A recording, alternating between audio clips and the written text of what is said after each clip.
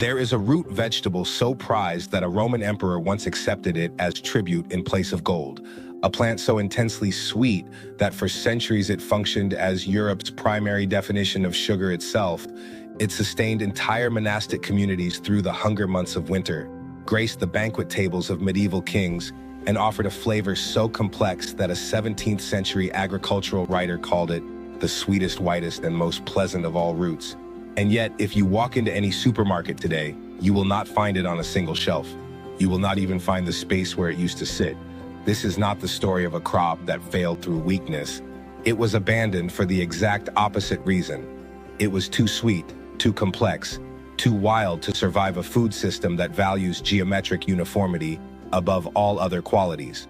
We traded an emperor's confection for an orange stick that slides neatly into a plastic bag. This is the story of Skirret, Sium, sisarum, the forgotten sugar of the soil, and the decision that removed it from history. Welcome to Lost Homestead Vault. To understand what we surrendered, you first need to understand what Skirret actually is, because it behaves unlike almost any other vegetable in the modern garden. The crops we are most familiar with, carrots, parsnips, turnips, are biennials. You plant them, they grow for a season, you harvest them, they die, and the cycle of labor begins again. Skirret takes a fundamentally different approach to existence. Plant it once and it establishes a permanent self-sustaining colony. Below the soil, rather than forming a single neat taproot like a carrot, it throws out a cluster of twisted white fingers, each 6 to 8 inches long. It looks less like a vegetable and more like a cache of hidden treasures someone buried and forgot. This root system is an energy battery because the plant is engineered to survive brutal winters.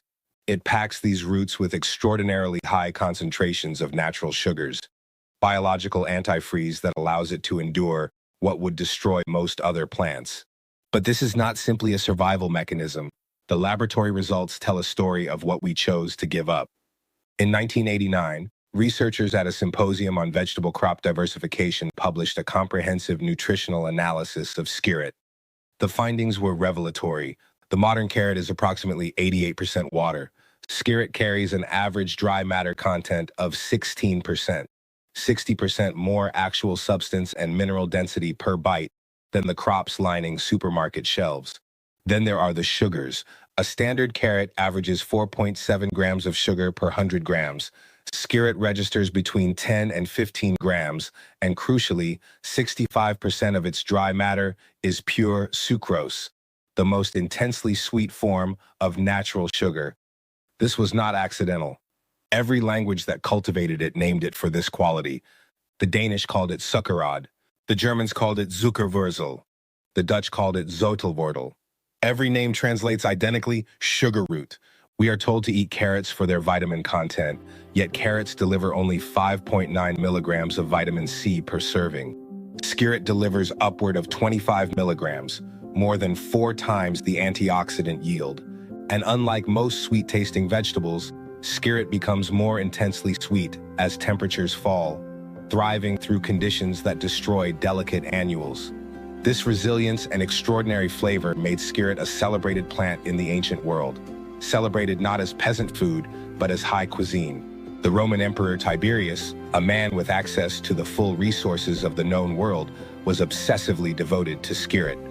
According to Pliny the Elder's Natural History, Tiberius refused to eat Skirret grown in the comparatively warm Italian climate, insisting that his personal supply come specifically from the cooler Rhine region, where the cold intensified the sugar content. And he did not pay for it in gold. He demanded it as tribute from Germanic tribal leaders, taxing conquered peoples not in currency, but in roots. To the Roman elite, this was not merely a vegetable, it was a confection. Through the centuries,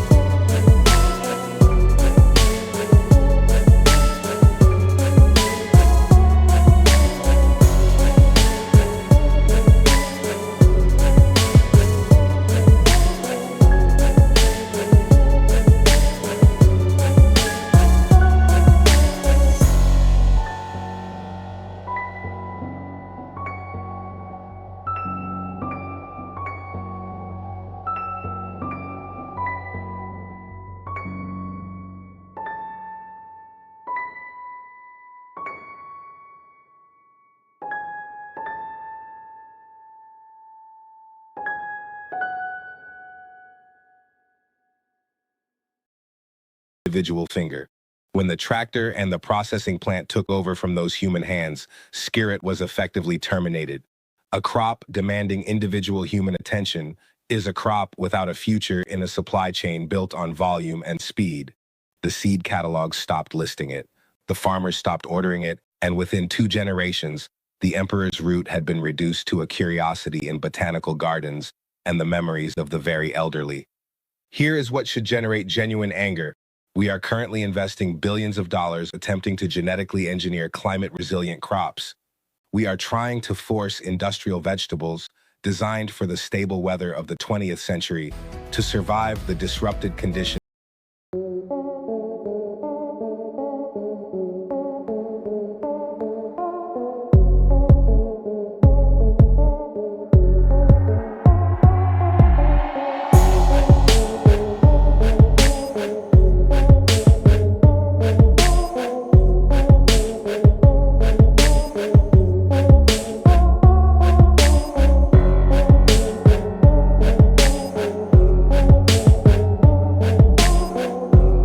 system.